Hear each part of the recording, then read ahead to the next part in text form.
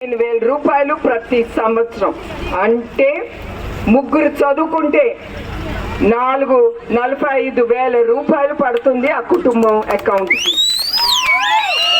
అట్లానే ప్రతి కుటుంబానికి 3 గ్యాస్ సిలిండర్లు ఫ్రీ. అట్లానే మహిళలకి ఉచిత బస్ ప్రయాణం. ఇదే కాదు, చంద్రబాబు నాయుడు గారు ఇక్కడితో ఆగడు. ఆయన ఎప్పుడు ప్రజలు ప్రజలు ప్రజలు మనిషి. నాయకుడు అనేవాడు ఎప్పుడు ఇళ్లలో ఆఫీసులో కూర్చోటం కాదు.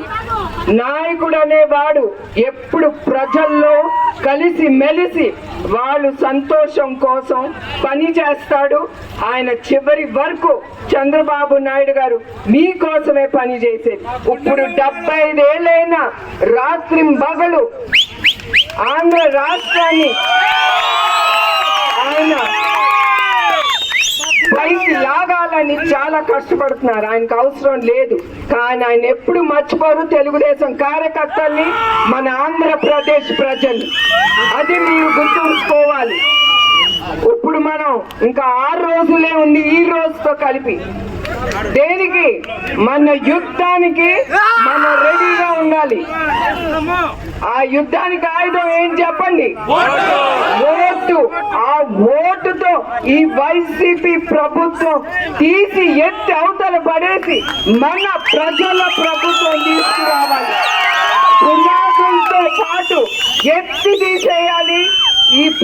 ఈ రాక్షస ప్రభుత్వం ప్రజల్ని అనగ తొక్కుతాంది. ఈ ప్రభుత్వం నోరిప్పకుండా తొక్కుతాంది ఈ ప్రభుత్వం. ఒకప్పుడు మనం ఇది బ్రిటిష్ పరిపాలన చూసాం, కానీ ఇప్పుడు ఈ వైసీపీ ప్రభుత్వంతో చూస్తున్నాం.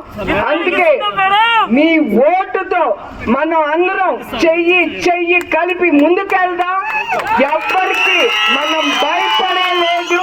మనం ముందుకెళ్ళి మన సైకిల్ కి గుర్తుకి ఓటేసి ప్రజల ప్రభుత్వం తీసుకురావాలని నేను కోరుతున్నాను.